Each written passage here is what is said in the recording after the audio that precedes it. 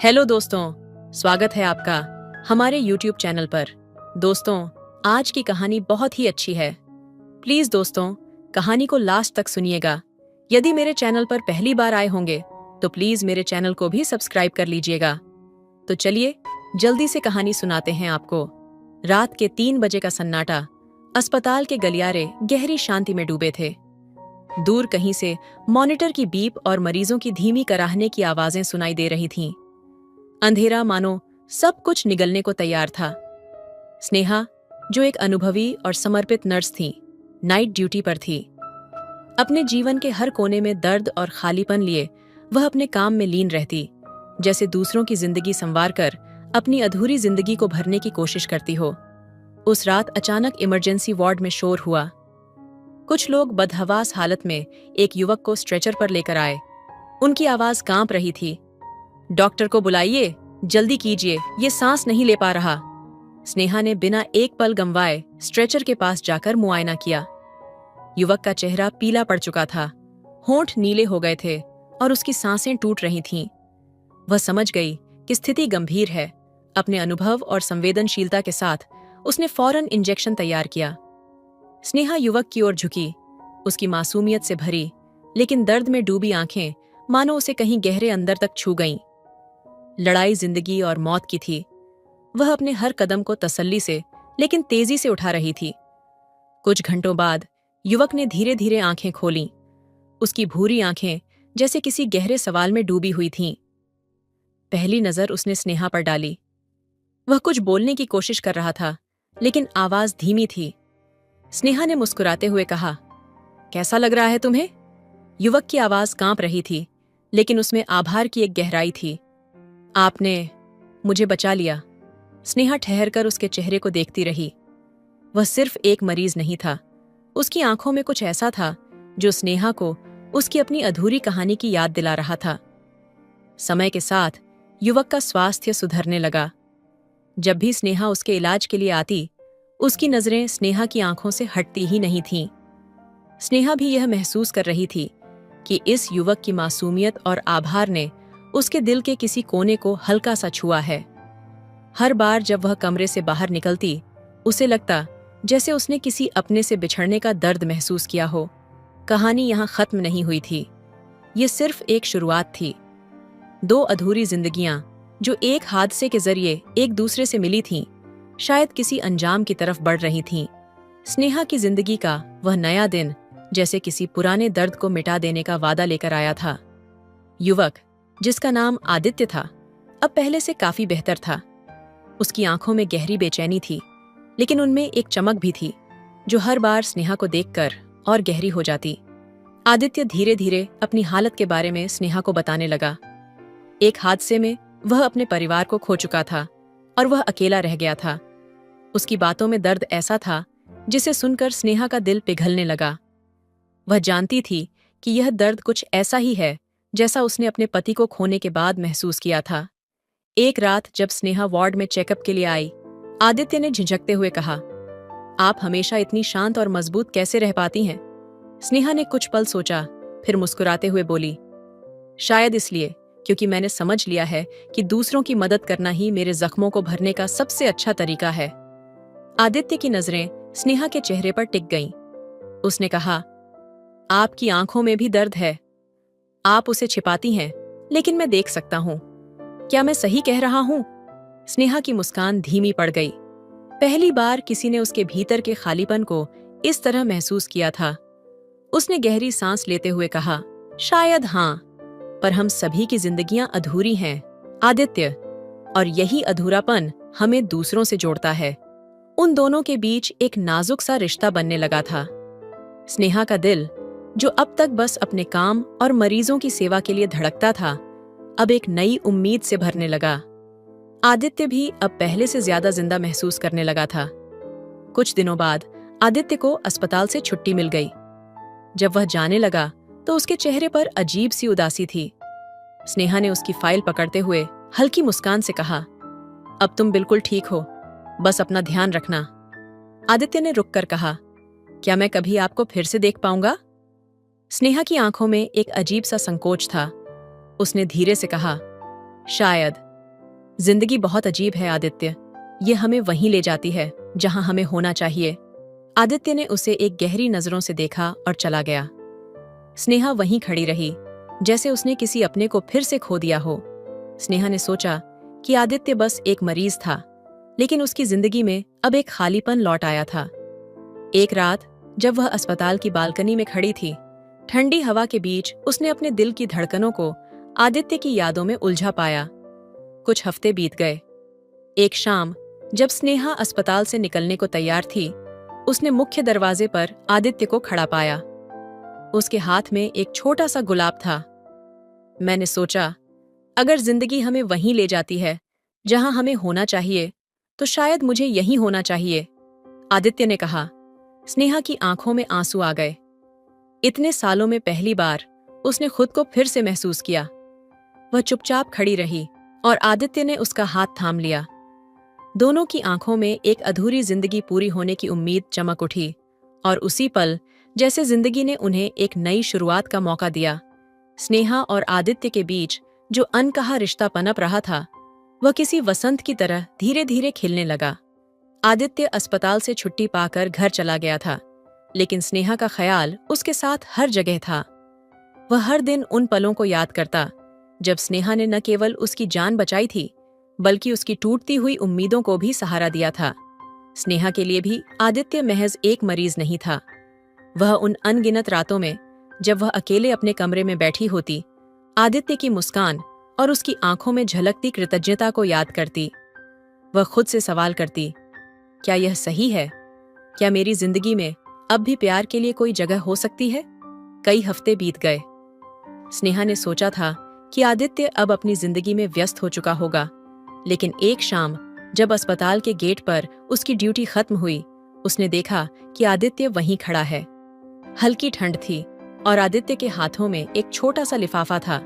स्नेहा कुछ पल के लिए ठिठक गई। तुम यहाँ क्यों आए हो आदित्य? उसने हल्की फटकार के साथ पूछा, लेकिन उसकी आवाज में अपनापन था। आदित्य ने हिचकिचाते हुए कहा, बस आपको यह देने आया था। उसने लिफाफा स्नेहा की ओर बढ़ा दिया। स्नेहा ने चौंकते हुए लिफाफा खोला। उसमें एक पन्ना था जिस पर आदित्य ने अपने मन की हर बात लिखी थी। कैसे उसने स्नेहा में न केवल एक नर्स बल्कि अपनी जिंदगी की रोशनी देखी थी। उसने लिखा था, आपने मुझे सिर्फ मौत के मुंह से नहीं निकाला, बल्कि मुझे जीने का नया मकसद दिया। मुझे नहीं पता ये प्यार है या आभार, लेकिन आपके बिना मेरी जिंदगी अधूरी लगती है। स्नेहा ने धीरे से पन्ना मोड़कर अपनी मुट्ठी में दबा लिया। वह आदित्य की आंखों में देख रही थी और पहली बार उसने खुद को कमजोर महसूस किया। आदित्य, ये सही नहीं है। मैं तुमसे उम्र में बड़ी हूं। मेरी जिंदगी के हिस्से में बहुत कुछ ऐसा है जो तुम्हें कभी समझ नहीं आएगा। आदित्य ने एक गहरी सांस ली। जिंदगी को सही और गलत में बांटना इतना आसान नहीं है स्नेहा।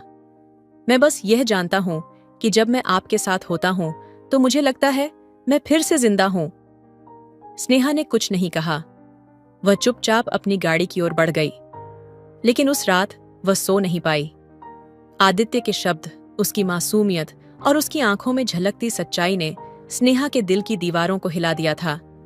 अगले कुछ दिनों में स्नेहा ने आदित्य से दूरी बनाए रखने की कोशिश की, लेकिन उसका दिल बार बार उसे वही सवाल पूछता रहा, क्या मैं भी प्यार के काबिल हूं? एक दिन जब स्नेहा अस्पताल की बालकनी में अकेली खड़ी थी, आदित्य ने पीछे से आकर कहा, आप मुझसे डर रही हैं स्नेहा? स्नेहा पलटी और आदित्य की आंखों में देखने लगी। मैं खुद से डर रही हूं आदित्य। आदित्य ने धीरे से उसका हाथ पकड़ लिया। क्या हम दोनों का दर्द एक दूसरे का सहारा नहीं बन सकता? स्नेहा की आंखों में आंसू थे। उसने आदित्य का हाथ नहीं छोड़ा। उस पल उसे लगा कि वह पहली बार अपने दिल की आवाज सुन रही थी।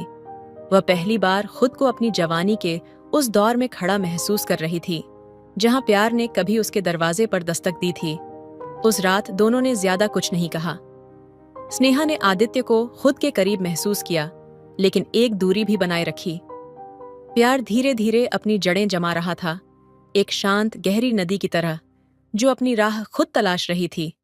आने वाला वक्त आदित्य और स्नेहा ने अपने अपने दिलों में उमड़ते भावों को समझने का वक्त देने का फैसला किया। वे अक्सर साथ समय बिताते, बातें करते, लेकिन दोनों ने अभी तक अपने रिश्ते को कोई नाम नहीं दिया। प्यार के इस सफर में कोई जल्दबाजी नहीं थी, बस एक एहसास था जो दोनों के जीवन को धीरे धीरे संवार रहा था।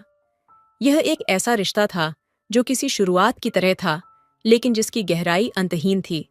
खामोशी में बसा पहला एहसास, स्नेहा और आदित्य के बीच का रिश्ता अब ऐसा बन चुका था जिसमें शब्द कम और खामोशियां ज्यादा बोलती थीं। दोनों ने अपने दिल के कोनों में किसी नए एहसास को जगह देना शुरू कर दिया था, लेकिन उसे स्वीकार करने की हिम्मत अभी नहीं जुटा पाए थे। एक दिन आदित्य ने स्नेहा को बाहर मिलने का प्रस्ताव दिया। यह पहली बार था जब वह उसे अस्पताल के बाहर देखना चाहता था, एक नर्स के रूप में नहीं, बल्कि सिर्फ स्नेहा के रूप में। क्या तुम कल शाम को मुझसे मिलोगी? आदित्य ने हिचकिचाते हुए पूछा। स्नेहा ने कुछ पल सोचा। आदित्य, मुझे नहीं लगता कि यह सही है।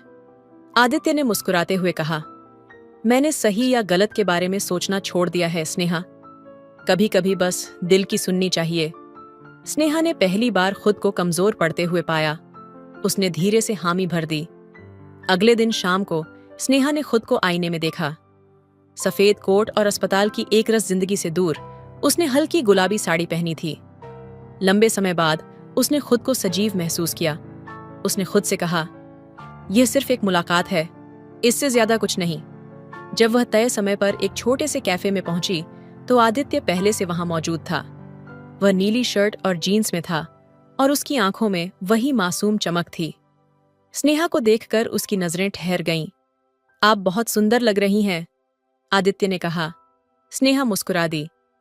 तुम्हें यह सब करने की जरूरत नहीं थी आदित्य। जरूरत और चाहत में फर्क होता है स्नेहा। मुझे आपकी जिंदगी का एक हिस्सा बनना अच्छा लगता है। दोनों ने कैफे के एक कोने में बैठकर बातें करनी शुरू की। आदित्य ने अपनी जिंदगी के वो हिस्से साझा किए जिन्हें उसने अब तक किसी से नहीं कहा था। अपना बचपन, अपने सपने और वह अकेलापन जिसने उसे तोड़ दिया था।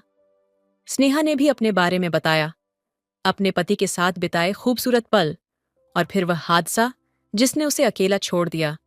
उनकी बातें न तो दुखी थीं न ही खुश, वे बस सच्ची थीं। दो जिंदगियां जो टूटकर बिखर गई थीं, अब एक दूसरे की दरारों को भरने की कोशिश कर रही थीं। कैफे से बाहर निकलते हुए ठंडी हवा चल रही थी। स्नेहा के कंधे पर साड़ी का पल्लू उड़ने लगा। आदित्य ने हल्के से पल्लू को थाम लिया। आपको ठंड लग जाएगी, उसने कहा। स्नेहा ने पहली बार उसके हाथ को इतने करीब महसूस किया। उसकी हथेलियां गर्म और मजबूत थीं। उसने अपनी नजरें झुका लीं, लेकिन उसका दिल जोर जोर से धड़कने लगा। कुछ कदम चलने के बाद आदित्य ने झिझकते हुए कहा, स्नेहा, क्या मैं कुछ पूछ सकता हूं? स्नेहा रुक गई। उसने आदित्य की आंखों में देखा। क्या आपने कभी सोचा है कि जिंदगी आपको दूसरा मौका भी दे सकती है? स्नेहा को जैसे शब्दों का जवाब नहीं मिला।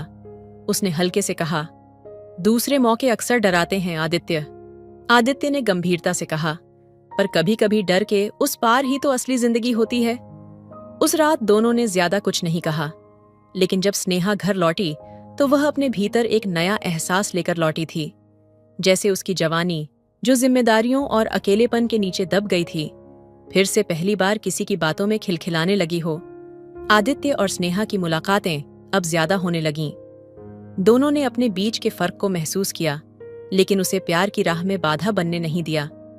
यह रिश्ता न तो किसी जल्दबाजी का था और न ही किसी जोर जबरदस्ती का। यह एक नदी की तरह था जो अपने रास्ते पर धीरे धीरे बह रही थी। उनकी जवानी अब अपने पहले एहसास की दहलीज पर थी। एक ऐसा प्यार जो न केवल उनके दिलों को बल्कि उनके टूटे हुए हिस्सों को भी जोड़ रहा था। इस कहानी से हमें कई महत्वपूर्ण शिक्षा और सुविचार मिलते हैं जो हमारे जीवन में गहरी समझ और संवेदनशीलता को बढ़ाते हैं। कुछ सुविचार इस प्रकार हैं। कभी कभी हमें अपने डर को पार करना होता है, क्योंकि असली जिंदगी वहीं होती है जहां हमारी सीमाएं खत्म होती हैं। यह हमें बताता है कि डर हमारे सबसे बड़े दुश्मन की तरह होता है और उसे पार करने से ही हम अपने सच्चे उद्देश्यों और खुशियों को पा सकते हैं। हर रिश्ते की शुरुआत दिल से होती है और जब हम दिल से जुड़ते हैं तो उस रिश्ते में सच्चाई और समझ होती है। यह शिक्षा हमें यह बताती है कि रिश्ते का आधार सच्चाई और समझ होती है, न कि केवल बाहरी रूप या शर्तें। जब हम दूसरों के दर्द को समझते हैं तो हम खुद को भी समझने लगते हैं। इस विचार से यह स्पष्ट होता है कि दूसरों की मदद करते हुए हम अपनी कमजोरी और ताकत दोनों को समझते हैं, जिससे आत्म साक्षात्कार और सहानुभूति का विकास होता है। जीवन के सबसे सुंदर पल उन छोटे छोटे एहसासों में छुपे होते हैं जिन्हें हम नजरअंदाज कर देते हैं।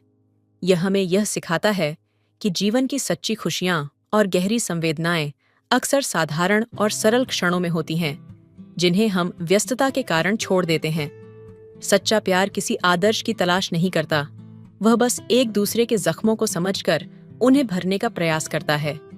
यह हमें सिखाता है कि प्यार का अर्थ किसी परफेक्ट साथी की तलाश नहीं, बल्कि एक दूसरे के दर्द और भावनाओं को समझकर सहारा देना है। जब हमें अपनी जिंदगी में दूसरे मौके मिलते हैं तो हमें उनका स्वागत करना चाहिए, क्योंकि वे हमें नए अध्याय की ओर ले जाते हैं। यह विचार यह बताता है कि हमें जीवन के हर नए मौके को गले लगाना चाहिए, क्योंकि वे हमारी व्यक्तिगत वृद्धि और आत्मनिर्भरता की दिशा में मार्गदर्शन करते हैं। इन सुविचारों के माध्यम से हम यह समझ सकते हैं कि जीवन में सच्चाई, समझ, संवेदनशीलता और साहस सबसे महत्वपूर्ण है, और इन्हीं गुणों से हम अपने रिश्तों और खुद की दुनिया को सशक्त बना सकते हैं। तो दोस्तों, आपको यह कहानी कैसी लगी, कमेंट करके जरूर बताइए। मेरी 35 साल की कुंवारी बहन कई साल बाद घर आई थी।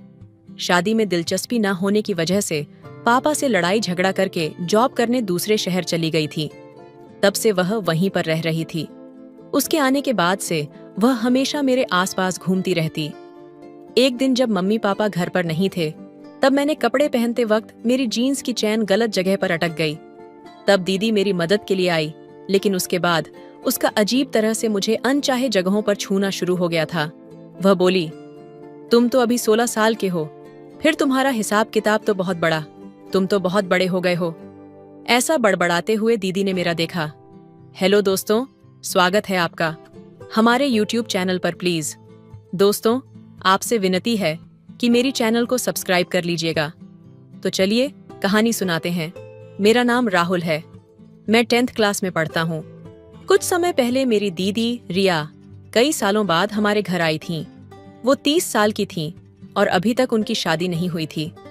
मेरे मम्मी पापा दोनों जॉब करते थे, इसलिए दोपहर को जब मैं स्कूल से घर लौटता तो घर पर मेरी देखभाल करने वाला कोई नहीं होता। शायद यही वजह थी कि पापा ने दीदी को हमारे साथ रहने के लिए बुला लिया था। जब दीदी घर आईं तो उन्होंने मुझे देखते ही गले लगा लिया और कहा, राहुल, तुम तो कितने बड़े हो गए हो। उनका मेरे साथ होना बहुत अच्छा लग रहा था। उन्होंने मेरे कमरे में रहना शुरू कर दिया और मैंने खुशी खुशी अपना कमरा उनके साथ शेयर किया। दोपहर को स्कूल से लौटने पर दीदी मेरे हाथ से बैग लेती, खाना परोसती और मेरा हर ख्याल रखती। मुझे ये सब बहुत अच्छा लगता। पर दीदी के आने का एक और कारण था, जिसके बारे में मैंने पहले कभी नहीं सोचा था। करीब 1 महीने पहले मुझे थायराइड का पता चला था। मेरी कम उम्र में ही इस बीमारी ने मुझे कमजोर बना दिया था। हर दिन मुझे एंटी थायराइड इंजेक्शन लेना पड़ता था और इसके लिए घर पर एक मेल नर्स आता था। नर्स करण हर दिन दोपहर में आता। उसकी उम्र करीब 25-26 साल रही होगी। उसकी बातों और उसकी आंखों में एक अजीब सी गहराई थी। जब करण आता तो दीदी अक्सर उसे चुपचाप देखती रहती। मैं इस बात को ज्यादा तवज्जो नहीं देता था, लेकिन धीरे धीरे मुझे महसूस हुआ कि दीदी करण के बारे में कुछ छिपा रही हैं। एक रात की बात है, मैं अपने कमरे में सो रहा था और अचानक मेरी नींद खुली। मैंने देखा कि दीदी खिड़की के पास खड़ी थीं और किसी से फोन पर धीमी आवाज में बात कर रही थीं। उनके चेहरे पर चिंता और बेचैनी साफ नजर आ रही थी। मैंने उनकी बातें सुनने की कोशिश की, लेकिन वह धीरे से बोली, ये बात राहुल को नहीं पता चलनी चाहिए। जो हुआ वो बहुत गलत था। मेरा दिल तेजी से धड़कने लगा। मैंने करवट बदलकर सोने का नाटक किया, लेकिन अब मेरे मन में सवालों का तूफान उठ चुका था। आखिर दीदी मुझसे क्या छिपा रही थीं? करण के साथ उनका क्या रिश्ता था? और ऐसा क्या हुआ था जिसे मुझे नहीं जानना चाहिए? अगले दिन मैंने दीदी की हर हरकत पर ध्यान देना शुरू किया। करण जब आया तो दीदी की नजरें उससे मिलने के बजाय झुक गईं। और उस दिन करण के जाने के बाद मैंने दीदी के कमरे में एक कागज का टुकड़ा पाया। उस पर सिर्फ एक ही लाइन लिखी थी, सच बाहर आ गया तो सब खत्म हो जाएगा। अब यह सिर्फ एक कागज का टुकड़ा नहीं था, ये मेरी जिंदगी में एक ऐसे राज का दरवाजा खोलने वाला था जिसे जानने के बाद सब कुछ बदल सकता था। आखिर दीदी और करण का क्या सच था? क्या यह सच मेरी जिंदगी पर कोई असर डालने वाला था, या यह सिर्फ एक गलत फहमी थी? कमरे से बाहर निकलते ही मैंने देखा कि घर के हॉल में हल्की सी रोशनी जल रही थी। मैं धीमे कदमों से उस ओर बढ़ा। मेरी सांसें तेज हो रही थीं और हर कदम के साथ मेरा दिल जोरों से धड़कने लगा। जब मैंने हॉल में झांका तो दीदी वहां खिड़की के पास खड़ी थीं। वह किसी चीज को देख रही थीं, लेकिन उनका चेहरा तनावग्रस्त और गंभीर था। उनके हाथ में एक डायरी थी जो शायद उन्होंने हमारे स्टडी रूम से उठाई थी। मैंने धीमे से उनसे पूछा, दीदी, इतनी रात गए आप यहाँ क्या कर रही हैं? मेरी आवाज सुनते ही वह चौंक गईं और जल्दी से डायरी को पीछे छुपाने की कोशिश करने लगीं। उनके चेहरे पर एक डर और झिझक साफ झलक रही थी। मैंने आगे बढ़कर पूछा, आपके पास ये डायरी क्यों है और आप इतनी परेशान क्यों दिख रही हैं? उन्होंने थोड़ा रुककर कहा, कुछ नहीं, बस नींद नहीं आ रही थी तो यहां आ गई। तुम जाओ और सो जाओ। लेकिन उनके शब्दों से ज्यादा उनके हाव भाव बोल रहे थे। मुझे समझ आ गया था कि कुछ गड़बड़ है। मैंने हिम्मत जुटाकर कहा, दीदी, अगर कुछ परेशानी है तो आप मुझसे कह सकती हैं। मैंने आपकी रातों के अजीब व्यवहार को भी नोटिस किया है। कृपया मुझे सच बताइए। उन्होंने मेरी ओर देखा और उनकी आंखों में आंसू भर आए। थोड़ी देर चुप रहने के बाद उन्होंने कहा, यह सच है कि मैं ठीक नहीं हूं, लेकिन मैं तुम्हें कुछ बताने से डर रही हूं। मैंने उनका हाथ पकड़ा और कहा, आप मुझ पर भरोसा कर सकती हैं। कुछ देर बाद उन्होंने धीरे धीरे अपनी बात शुरू की।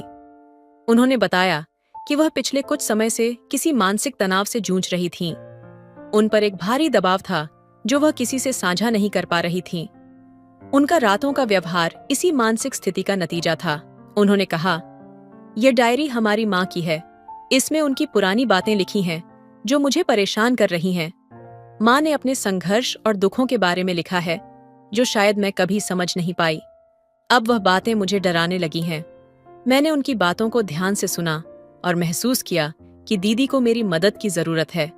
मैंने उनसे वादा किया कि हम इस समस्या का समाधान मिलकर ढूंढेंगे। चारों ओर नजर दौड़ाई तो दीदी को मम्मी पापा के कमरे के बाहर खड़ा पाया। वो हल्के से दरवाजे की ओर झांक रही थीं। मैं सोच में पड़ गया, वो ऐसा क्यों कर रही हैं? मन में सवाल उठने लगा। मैंने उनके पास जाने की सोची, लेकिन तभी वो पलटकर मेरे कमरे की ओर आ गईं। अगर मुझे देख लेती तो शायद उन्हें लगता कि मैं उनका पीछा कर रहा हूं। इसलिए मैं चुपचाप अपनी जगह लौट आया और सोने का नाटक करने लगा। थोड़ी देर बाद दीदी भी कमरे में आईं। वो चुपचाप अपनी जगह पर लेट गईं, लेकिन उनका व्यवहार अजीब लग रहा था। वो मेरे पास आईं और बड़े प्यार से मेरे सिर पर हाथ फेरने लगीं। उनका ये अनकहा स्नेह मुझे थोड़ा असमंजस में डाल रहा था, लेकिन उनके चेहरे पर एक बेचैनी थी, जैसे वो खुद भी किसी उलझन में हों। अगले दिन दोपहर को घर में सिर्फ हम दोनों ही थे। दीदी मुझे पढ़ाई करा रही थीं। मैंने उनकी खूबसूरती की तारीफ करते हुए सहजता से पूछा, दीदी, तुम इतनी सुंदर हो, फिर भी तुम्हारी शादी क्यों नहीं हुई? दीदी ने मुस्कुराते हुए कहा, पहले मुझे लगता था कि शादी बस एक जिम्मेदारी है, लेकिन अब लगता है किसी का साथ होना जरूरी है। पर अब मेरी उम्र इतनी हो गई है कि सही जोड़ीदार मिलना मुश्किल हो गया है। उनके जवाब में कहीं एक अधूरी उम्मीद थी जिसे मैं समझ नहीं पा रहा था। मैंने फिर सवाल नहीं किया और चुपचाप पढ़ाई करने लगा। थोड़ी देर बाद डॉक्टर अंकल मुझे इंजेक्शन देने आए। इंजेक्शन लेने के बाद मैं सो गया। जब जागा तो भूख लग रही थी। मुझे पास्ता खाने का मन हुआ। मैंने दीदी से कहा, दीदी, क्या मेरे लिए पास्ता बना दोगी? वो मम्मी के कमरे में थीं। जब मैं वहां पहुंचा तो देखा वो किसी गहरी सोच में थीं। बारिश की बूंदों ने जैसे ही खिड़की पर दस्तक दी, मैं अपनी किताब बंद कर खड़ा हो गया। दीदी अभी अभी नहाकर बाहर आई थीं। उनके गीले बाल और हल्के गुलाबी गाउन ने कमरे को एक अलग सी महक और चमक से भर दिया। वह अपने आप को शीशे में देखकर मुस्कुरा रही थीं, जैसे वह कोई पुरानी यादों में खो गई हो। मैं बाहर खड़ा सोच रहा था कि वह इतने ध्यान से क्या देख रही हैं। मेरी भूख अब नियंत्रण से बाहर हो रही थी और मैं कमरे के अंदर चला गया। अरे राहुल, उठ गए! बताओ, कैसी लग रही हूं? दीदी ने हंसते हुए पूछा। मैंने मुस्कुराकर कहा, दीदी, आप तो हमेशा अच्छी लगती हैं, लेकिन मुझे भूख लगी है। क्या आप पास्ता बना सकती हैं? दीदी ने हंसते हुए मेरे गाल पर हल्की सी थपकी दी। तुम्हें तो हमेशा खाना ही चाहिए। अच्छा, तुम बैठो, मैं तुम्हारे लिए पास्ता बनाती हूँ। कुछ ही देर में वह पास्ता लेकर आई और हम दोनों ने साथ बैठकर खाना खाया। उस रात मैंने महसूस किया कि दीदी के चेहरे पर एक अनकही दुविधा थी, जो शायद उनकी मुस्कान के पीछे छिपी थी। रात को जब मैं पानी पीने के बहाने उठा तो मैंने देखा कि दीदी बालकनी में खड़ी हैं। मैं चुपचाप उनके पास गया और पूछा, क्या बात है दीदी, आप इतनी चुप क्यों हैं? उन्होंने हल्की मुस्कान के साथ कहा, राहुल, क्या तुम्हें लगता है कि मुझे अब शादी कर लेनी चाहिए? ये सवाल अचानक था। मैं कुछ देर सोचता रहा, फिर कहा, दीदी, शादी सिर्फ एक निर्णय नहीं, बल्कि एक भावना है। जब आपको लगे कि आपका साथी आपके जीवन को और बेहतर बना सकता है, तब वही सही समय होगा। दीदी ने मेरी बात ध्यान से सुनी और उनकी आंखों में एक अलग सी चमक थी। वह मुस्कुराई और कहा, तुम बड़े हो गए हो राहुल, शायद अब तुम समझने लगे हो। उस पल में मुझे महसूस हुआ कि रिश्तों का मतलब केवल सामाजिक परंपराएं नहीं, बल्कि आपसी समझ और भावनात्मक जुड़ाव है। उस रात हमने बहुत सारी बातें की और एक दूसरे को और बेहतर समझा। राहुल के लिए उसका घर हमेशा एक सुरक्षित जगह थी, लेकिन एक दिन उसने एक ऐसी चीज देखी जिसे वह कभी नहीं भूल पाया। वह कमरे में अकेला था और अचानक मम्मी पापा के बीच एक बेहद प्यारी बातचीत ने उसे यह सोचने पर मजबूर कर दिया कि प्यार क्या होता है। उसने देखा कि मम्मी पापा एक दूसरे के करीब थे और यह प्यार का एहसास उसे गहरे से छू गया। लेकिन उस दिन के बाद कुछ बदलने लगा। राहुल की बड़ी बहन दीदी ने अचानक अपने कपड़े बदले और खुद को ज्यादा सजी धजी हुआ महसूस करने लगी। वह जानता था कि दीदी के मन में कुछ अलग था और उसे महसूस हुआ कि अब दीदी को खुद से ज्यादा समझने की जरूरत थी। कुछ दिन बाद राहुल ने एक दिन दीदी से पूछा, क्या तुम्हें भी किसी के साथ अपना जीवन बिताने की इच्छा होती है? दीदी ने उसकी बात को महसूस किया और उसकी आंखों में आंसू थे। वह धीरे से बोली, तुम्हारी समझदारी ने मुझे चौंका दिया राहुल। मैं सोच रही थी कि तुम छोटे हो, लेकिन अब समझ आई कि तुम बहुत बड़े हो गए हो। वह दिन दीदी और राहुल के रिश्ते में एक नई समझ और गहरे संबंध की शुरुआत थी। दीदी ने राहुल को बहुत ही समझदारी से सिखाया कि प्यार केवल शारीरिक संबंध नहीं होता, बल्कि यह एक गहरी भावना होती है जिसे सिर्फ समझने और महसूस करने की जरूरत होती है। राहुल ने महसूस किया कि रिश्ते और भावनाएं समय के साथ बदलती हैं और इसके साथ खुद को भी समझना जरूरी है। राहुल की गर्मी की छुट्टियां शुरू हो चुकी थीं, लेकिन मम्मी पापा अपनी ट्रिप पर गए हुए थे और घर में सिर्फ वह और दीदी अकेले थे। एक दिन दीदी ने उसे बताया, राहुल, तुम्हारे लिए मैंने गोलगप्पे बनाए हैं। वह उसके साथ बैठकर उसे गोलगप्पे खिला रही थी और राहुल धीरे धीरे समझने लगा कि प्यार की सबसे खूबसूरत बात यह है कि वह बिना शर्त होता है। दीदी ने राहुल से कहा, तुम बड़े हो गए हो, अब तुम मेरे लिए और भी खास हो। समय के साथ राहुल ने महसूस किया कि प्यार सिर्फ एक व्यक्ति से नहीं, बल्कि पूरे परिवार से होता है। रिश्तों का सही एहसास उसे समझ में आने लगा। लेकिन फिर एक दिन राहुल अचानक बीमार हो गया और उसे अस्पताल में भर्ती करवा लिया गया। डॉक्टरों ने बताया कि उसे एक मानसिक स्थिति का सामना करना पड़ा है, जिसमें उसने अपनी कल्पनाओं में एक अलग दुनिया बनाई। यह उसके अंदर चल रहे तनाव और भावनाओं का परिणाम था, क्योंकि वह कभी भी खुद से अपने परिवार के साथ पर्याप्त समय नहीं बिता पाया था। जब राहुल आईसीयू से बाहर आया तो मम्मी पापा ने उसे और उसकी भावनाओं को समझने की पूरी कोशिश की। दीदी भी उसके पास आई और माफी मांगी। वह बोली, राहुल, मैं तुम्हारी देखभाल करना चाहती थी, लेकिन कभी अपनी दुनिया में खो गई।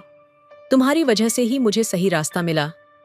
इस घटना के बाद राहुल और उसके परिवार ने यह समझा कि एक स्वस्थ और प्यार भरा रिश्ता केवल तब बनता है जब हम एक दूसरे से बात करते हैं, समय बिताते हैं और एक दूसरे के भावनाओं को समझते हैं। प्यार सिर्फ प्रेमी प्रेमिका के बीच का नहीं होता, ये परिवार के हर सदस्य के बीच भी होता है।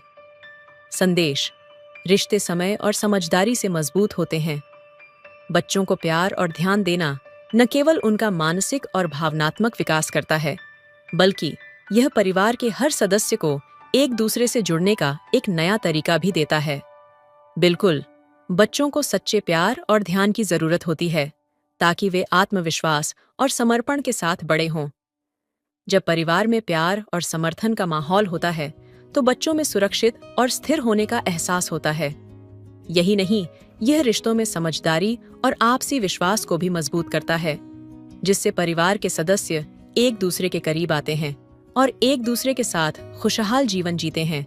इस प्रकार परिवार का हर सदस्य अपनी भूमिका निभाता है, चाहे वह माता पिता हों या बच्चे। रिश्तों में सामंजस्य बनाए रखने के लिए एक दूसरे के विचारों, भावनाओं और जरूरतों को समझना बेहद जरूरी होता है। जब हर सदस्य दूसरे की स्थिति को समझने की कोशिश करता है तो यह न केवल रिश्तों को मजबूत करता है, बल्कि परिवार के भीतर एक गहरी और स्थायी समझ भी बनती है। जब परिवार के सदस्य एक दूसरे की भावनाओं का सम्मान करते हैं और खुले दिल से संवाद करते हैं तो यह उन्हें मानसिक रूप से सशक्त बनाता है।